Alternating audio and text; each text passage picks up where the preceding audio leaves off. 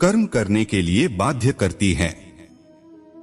जो व्यक्ति कर्म से बचना चाहता है वह ऊपर से तो कर्म छोड़ देता है, लेकिन मन ही मन उसमें डूबा रहता है। अर्थात जिस तरह व्यक्ति का स्वभाव होता है वह उसी के अनुरूप अपने कर्म करता है। मनुष्य को देखने का नजरिया। गीता सार में मनुष्य को देखने के नजरिए पर भी संदेश दिया गया है। इसमें लिखा गया है, जो ज्ञानी व्यक्ति ज्ञान और कर्म को एक रूप में देखता है उसी का नजरिया सही है, और जो अज्ञानी पुरुष होता है उसे ज्ञान नहीं होने की वजह से वह हर किसी चीज को गलत नजरिए से देखता है। इंसान को अपने मन को काबू में रखना चाहिए। गीता सार में उन लोगों के लिए संदेश दिया गया है जो लोग अपने मन को काबू में नहीं रखते हैं, क्योंकि ऐसे लोगों का मन इधर-उधर भटकता रहता है और उनके लिए वह शत्रु के समान काम करता है। मन व्यक्ति के मस्तिष्क पर भी गहरा प्रभाव डालता है। जब व्यक्ति का मन सही होता है तो उसका मस्तिष्क भी सही तरीके से काम करता है। खुद का आकलन करें।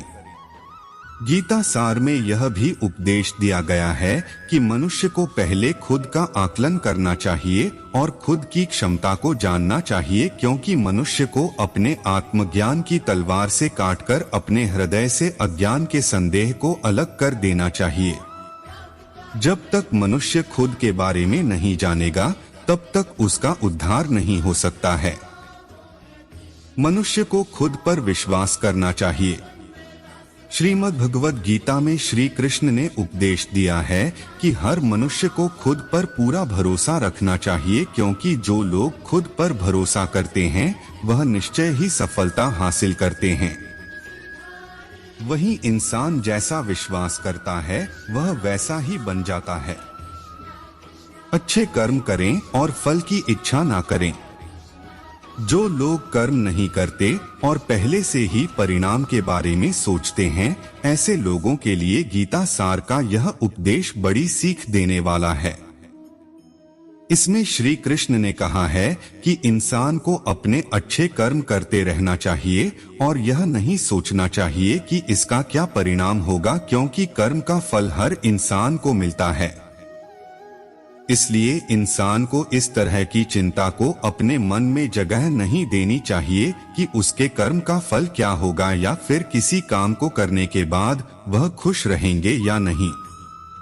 अर्थात कर्म करने के दौरान इंसान को इसके परिणाम के बारे में बिल्कुल भी चिंता नहीं करना चाहिए और किसी भी काम को चिंता मुक्त होकर शुरू करना चाहिए।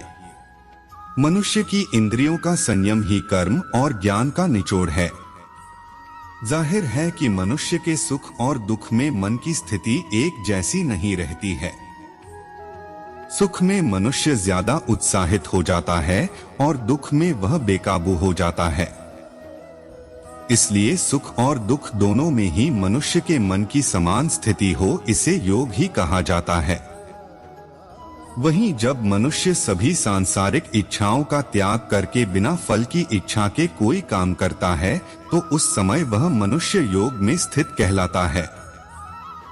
और जो मनुष्य मन को वश में कर लेता है उसका मन ही उसका सबसे अच्छा मित्र बन जाता है, लेकिन जो मनुष्य अपने मन को वश में नहीं कर पाता है उसके लिए वह मन ही उसका सबसे बड़ा दुश्मन बन जाता है। वहीं जो मनुष्य अपने अशांत मन को वश में कर लेते हैं उनको परमात्मा की प्राप्ति होती है, और जिस मनुष्य को ज्ञान की प्राप्ति हो जाती है उसके लिए सुख दुख, सर्दी गर्मी और मान अपमान सब एक समान हो जाते हैं। ऐसा मनुष्य स्थिर चित्त और इंद्रियों को वश में करके ज्ञान द्वारा परमात्मा को प्राप्त करके हमेशा संतुष्ट रहता है। खुद पर पूरा भरोसा रखे और अपने लक्ष्य को पाने के लिए लगातार प्रयास करें। गीता सार के इस उपदेश को अगर कोई भी व्यक्ति अपने जीवन में पालन करे तो निश्चय ही वह एक सफल व्यक्ति बन सकता है। जो लोग पूरे विश्वास के साथ अपने लक्ष्य को पाने का प्रयास करते हैं वह निश्चय ही अपने लक्ष्य को पा लेते हैं, लेकिन मनुष्य को अपने लक्ष्य को हासिल करने के लिए लगातार चिंतन करते रहना चाहिए। तनाव से दूर रहने का संदेश।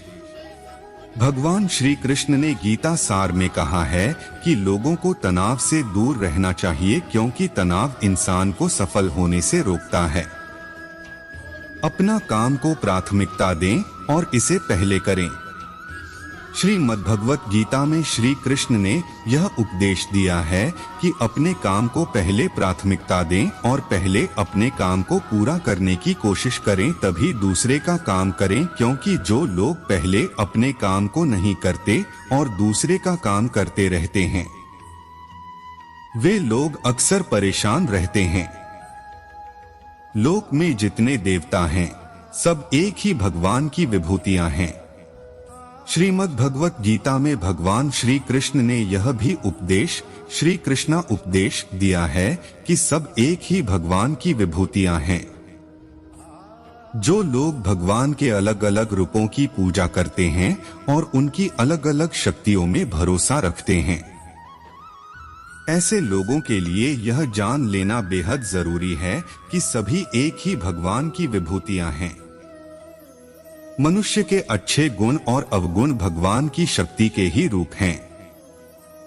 इसका सार यह है कि लोक में जितने देवता हैं, सभी एक ही भगवान की विभूतियां हैं।